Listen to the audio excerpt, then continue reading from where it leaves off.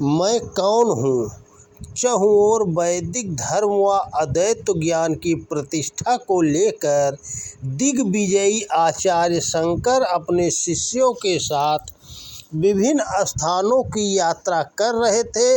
उस दिन यात्रा करते हुए वे श्रीवेली आ पहुँचे थे। श्रीवेली के श्रद्धालुओं ने आचार्य शंकर का बड़ा आदर सत्कार किया। आचार्य शंकर पहले देव स्थान हर पार्वती के मंदिर गए। वहां पूजा अर्चना कर वे अपने विश्राम स्थल पर पहुँचे। उनके दर्शन को श्रद्धालुओं की भीड़ उमड़ पड़ी।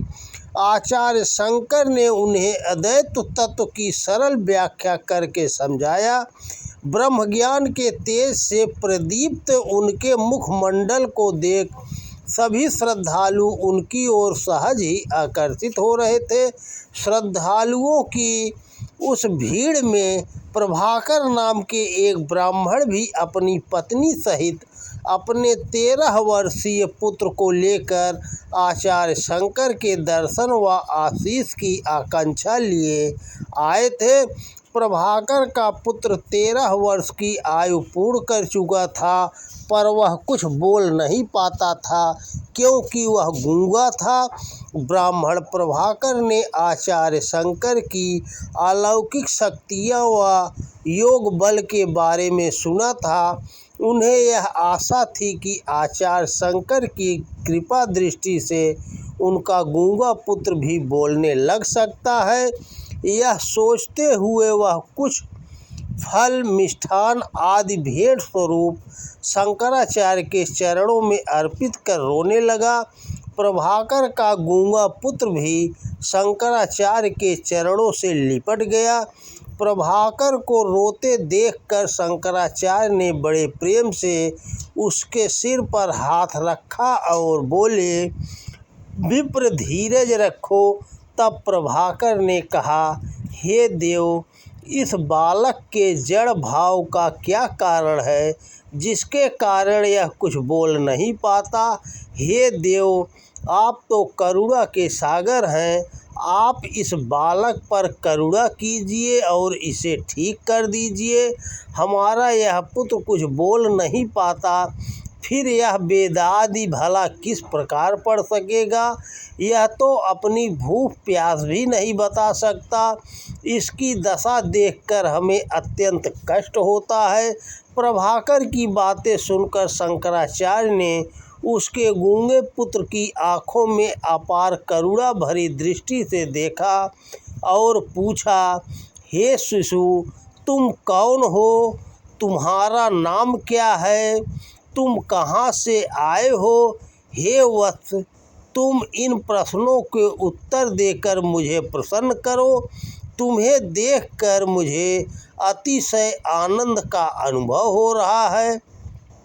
शंकराचार्य की करुणा भरी दृष्टि व स्पर्श ने मानो उस बालक की किसी दिव्य आध्यात्मिक शक्ति का संचार कर दिया और वह गूंगा बालक शंकराचार्य के ब्रह्म तेज से प्रदीप्त मुख को कुछ पल देखता रहा और फिर मधुर वाणी में बोला, हे देव, मैं मनुष्य नहीं, कोई देवता या यक्ष भी नहीं। मैं ब्राह्मण, क्षत्रिय, वैश्य या शूद्र भी नहीं। मैं ब्रह्मचारी, गृहस्थ, वानप्रस्थी और सन्यासी भी नहीं। मैं मन, बुद्धि, देह या इंद्रियां भी नहीं। मैं तो केवल और केवल निज बोध स्वरूप आत्मा हूँ, जो मन या चक्षु आदि इंद्रियों के अगोचर है। मैं वही नित्य आत्मा हूँ, विविध पात्रों के जल में प्रतिबिंब सूर्य की तरह जो प्रकाश स्वरूप में अनेक बुद्धियों के भीतर विभिन्न रूप से प्रतीयमान होता है। वही नित्य ज्ञान रूप आत्मा मैं हूँ, जो सारे प्राणियों और वस्तुओं में व्याप्त है, पर फिर भी जिसे कोई वस्तु स्पर्श नहीं कर सकती। मैं वही नित्य ज्ञान स्वरूप आत्मा हूँ, जो आकाश के समान सर्वदा शुद्ध और स्वच्छ स्वरूप है। मैं वह नित्य ज्ञान स्वरूप आत्मा हूँ। इस प्रकार संस्कृत श्लोक कहते हुए शंकराचार्य के प्रश्नों का उत्तर देते हुए वह गूंगा बालक बोलने लगा।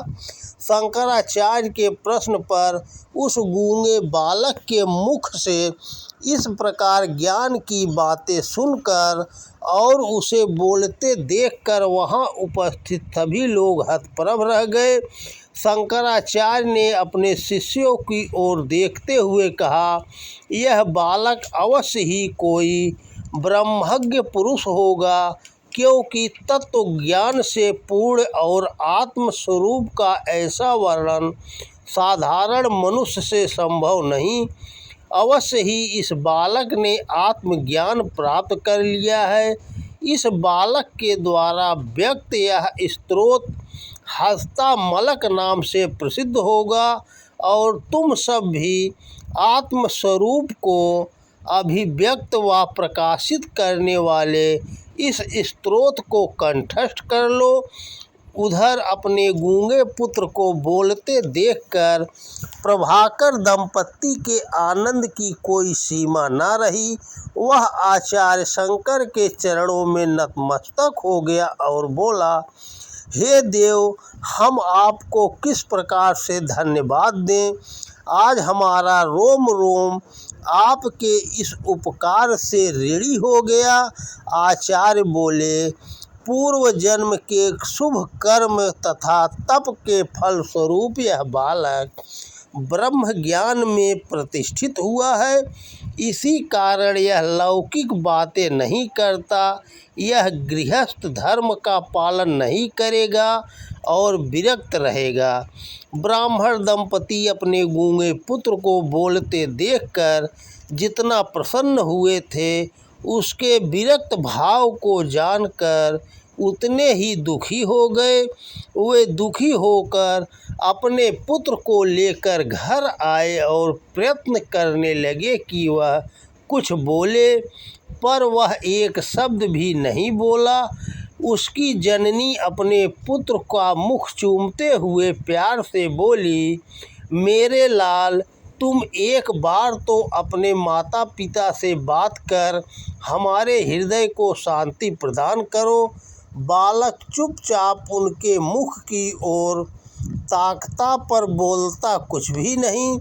दूसरे दिन प्रातः काल होते ही ब्राह्मण दंपति अपने पुत्र को लेकर पुनः शंकराचार्य के पास पहुँचे और ब्राह्मणी उनके चरणों में गिरकर रोते हुए प्रार्थना करने लगी, हे देव, यह मेरा एकमात्र पुत्र है। यह विरक्त हो जाएगा तब मैं किसका मुख देखकर अपना जीवन व्यतीत करूंगी। आचार्य बोले, माता, आप अपने इस पुत्र के लिए वृथा चिंता न करें। दरअसल इस बालक के शरीर में एक सिद्ध योगी निवास करते हैं। इसी कारण यह गृहस्थ धर्म का पालन नहीं कर सकेगा। शंकराचार्य मुस्कुराते हुए बोले, यह बालक तो आपने वास्तविक आत्म स्वरूप में स्थित है और ब्रह्मज्ञानी है। इसे कोई माया मोह आसक्ति आदि नहीं बांध सकते। ब्रह्मज्ञानी होने के कारण एवं अपने आत्म स्वरूप में स्थित होने के कारण इसका व्यवहार साधारण मनुष्यों से सर्वथा भिन्न है। मुझे इसके पूर्व जन्म के बारे में भी ज्ञात है।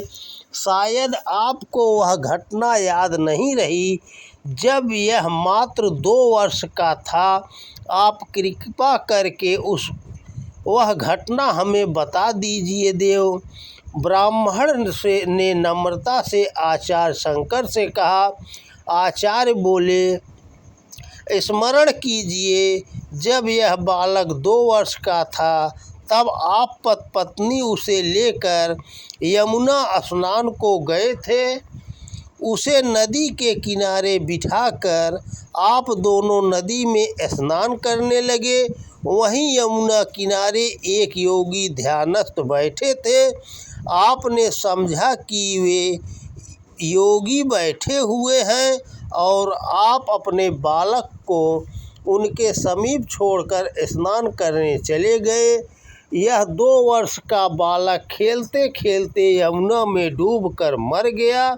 आप दोनों स्नान कर जब वापस आए तो मृतक पुत्र को देखकर उसे उस ध्यानस्थ योगी के चरणों में डालकर विलाप करने लगे। आप दोनों के रुदन को देखकर उन योगी को दया आ गई और वे अपने योग बल से अपने शरीर का त्याग कर इस मृत बालक के शरीर में योग बल से प्रवेश कर गए।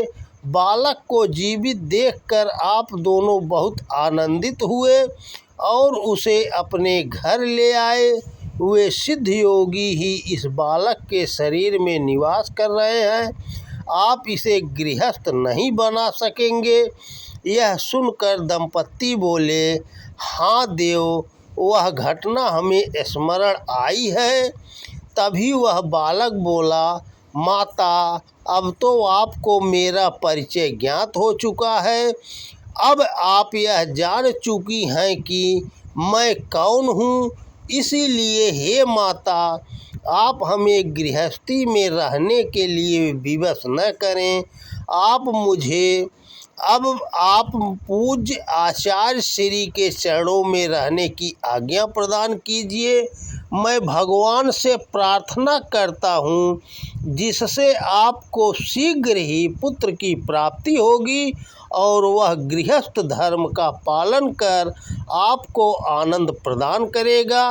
ब्राह्मण दंपति ने अपने सिद्ध योगी पुत्र के मुख से सांत्वना भरे शब्द सुनकर हृदय को शांत कर फिर से आचार्य शंकर के चरण छुए और अपने आंसू पोंछते हुए अपने उस योगी बालक को आचार्य शंकर के पास छोड़कर अपने घर चले गए। वह सिद्ध योगी बालक आचार्य शंकर के चरणों में लिपट गया। शंकराचार्य ने बड़े प्यार से उसके सिर पर हाथ फेरा और उसे एक नया नाम दिया, हस्तामलक। आचार्य शंकर ने शास्त्रानुसार उसे संन्यास मंत्र से में दीक्षित किया। आचार्य शंकर के सानिध्य में तप ध्यान करते हुए बड़े अल्प समय में ही वह बालक ब्रह्म ज्ञान में निष्णात हो निज बोध को प्राप्त हो गया। ब्रह्म ज्ञान की ज्योति से उसका मुखमंडल प्रदीप्त हो उठा। उसे यह निज बोध हुआ कि श्री गुरुदेव आचार्य शंकर की कृपा से आज मैं धन्य हूँ, कृतकृत्य हूँ, संसार बंधन से रहित हूँ तथा नित्यानंद स्वरूप और सर्वत्र परिपूर्ण हूँ। मैं असंग हूँ, अशरीर हूँ, अलिंग हूँ और अक्षय हूँ। मैं अकर्ता हूँ, अभोक्ता हूँ, अविकारी हूँ, आक्रिय हूँ और मैं शुद्ध बोध स्वरूप हूँ। मैं न यह हूँ न वह हूँ, बल्कि मैं ब्रह्म ही हूँ। मैं तो अपने नित्यानंद स्वरूप आत्मा में स्थित होकर अपनी पहली अवस्था से सर्वथा विलक्षण हो गया हूँ। मैं न करने वाला हूँ, न कराने वाला हूँ, न भोगने वाला हूँ, न भुगतने वाला हूँ, न देखने वाला हूँ, न दिखाने वाला हूँ। मैं तो सबसे विलक्षण स्वयं प्रकाश आत्मा हूँ। मैं सतचित आनंद रूप हूँ। हे गुरुदेव, आपकी कृपा से ही मुझे यह बोधोपलब्धि हुई है। ऐसा जानकर वह आचार्य श्री के चरणों में लिपट गया। वह बालक अब हस्तामलकाचार्य कहलाने लगा। वह शंकराचार्य के प्रिय शिष्यों में गिना जाने लगा। शंकराचार्य के द्वारा रचित ग्रंथों का भाष्य हस्तामलकाचार्य ने भी किया था। हस्तामलकाचार्य भी आचार्य शंकर के प्रिय शिष्य पद्मपाद की ही तरह अपने गुरुदेव की सेवा व कार्य में निरत रहने लगा। तो दोस्तों नमस्कार, वीडियो पसंद आए तो ज़्यादा से ज़्यादा शेयर करें। जय हिंद, जय भारत।